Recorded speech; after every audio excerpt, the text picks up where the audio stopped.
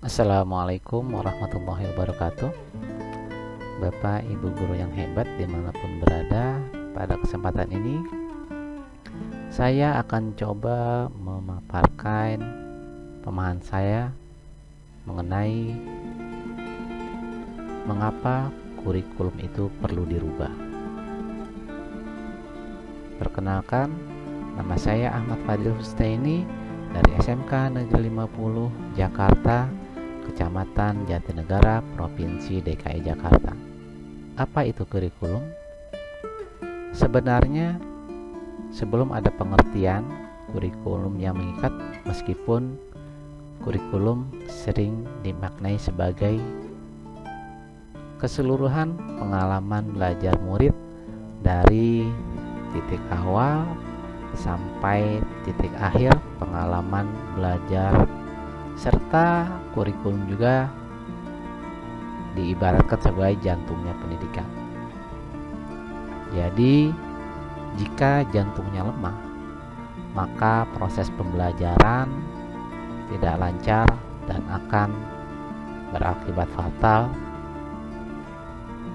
Apabila kurikulum lemah, maka proses pendidikan itu juga tidak akan berjalan secara optimal. Lalu di sini ada 4 komponen dalam bukunya The Basic Principle of Curriculum, yaitu 4 komponen diantaranya. Pertama, tujuan kurikulum, yang kemudian konten kurikulum, berikutnya metode kurikulum, dan terakhir evaluasi kurikulum. Lalu, apa peran dan fungsi kurikulum? Di sini setidaknya ada beberapa hal tentang peran dan fungsi dari kurikulum.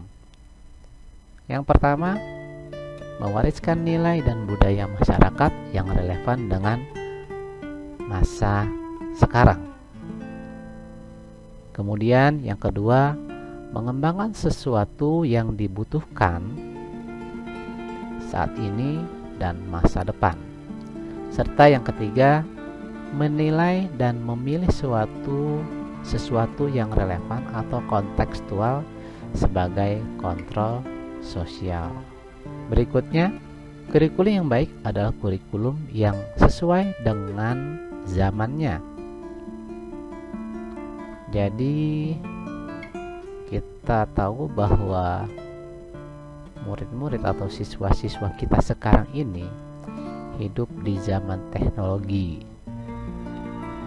yang semakin canggih, dan kita sebagai guru dituntut harus selalu mengembangkan diri kita untuk mengikuti perkembangan zaman. Begitu juga dengan kurikulum yang diterapkan di sekolah. Hendaknya kurikulum yang sesuai dengan zaman saat ini. Mengapa kurikulum itu perlu dirubah? Setidaknya ada beberapa hal yang menjadi alasan mengapa kurikulum itu perlu dirubah. Yang pertama, itu perubahan iklim global.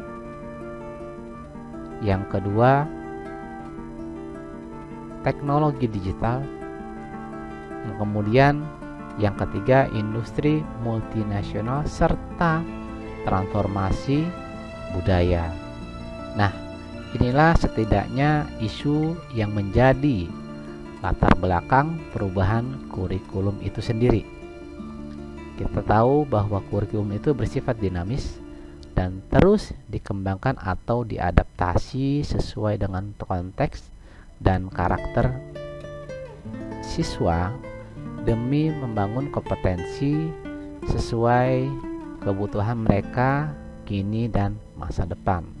Ada 3 pilar pendidikan yang sangat mempengaruhi di dalam dunia pendidikan, yaitu orang tua, kemudian masyarakat dan lingkungan, serta sekolah.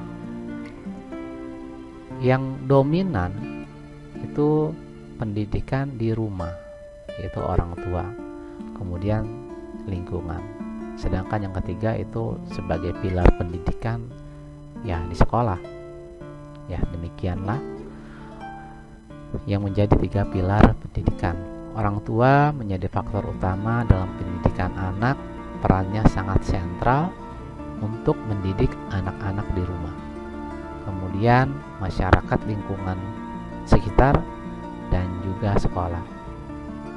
Adapun hal-hal yang harus diperhatikan dalam mengembangkan kurikulum diantaranya kebutuhan, pendapat, pengalaman, hasil belajar, dan untuk kepentingan siswa.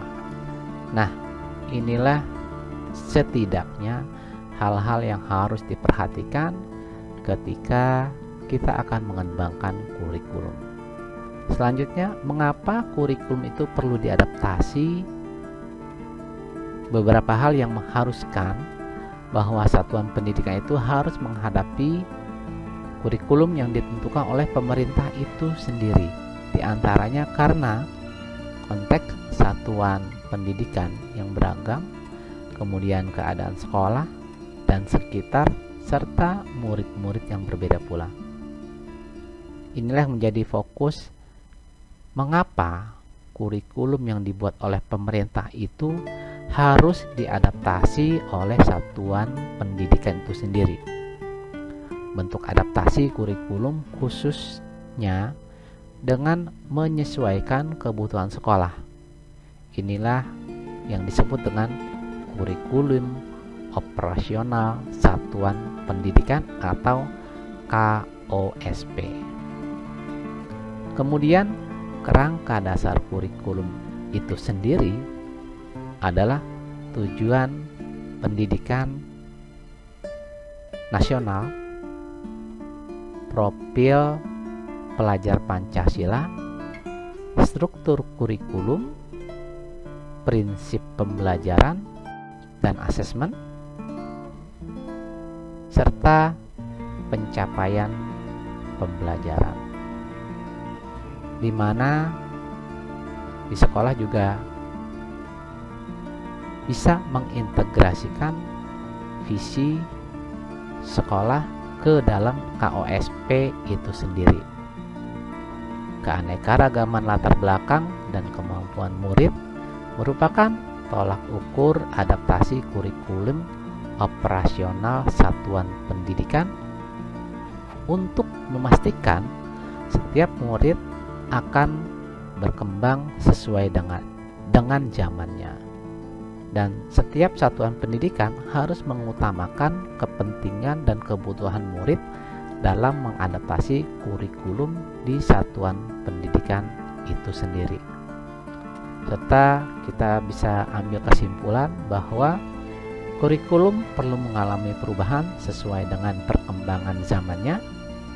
Yang kedua, kurikulum bersifat dinamis dan terus beradaptasi sesuai konteks dan kebutuhan siswa untuk membangun kompetensi masa kini dan masa yang akan datang. Dan yang terakhir, lingkungan peserta didik harus dipertimbangkan dalam menyusun kurikulum satuan pendidikan. Demikian penjelasan atau pemaparan. Terima kasih atas perhatiannya, dan kurang lebihnya mohon maaf. Wassalamualaikum warahmatullahi wabarakatuh.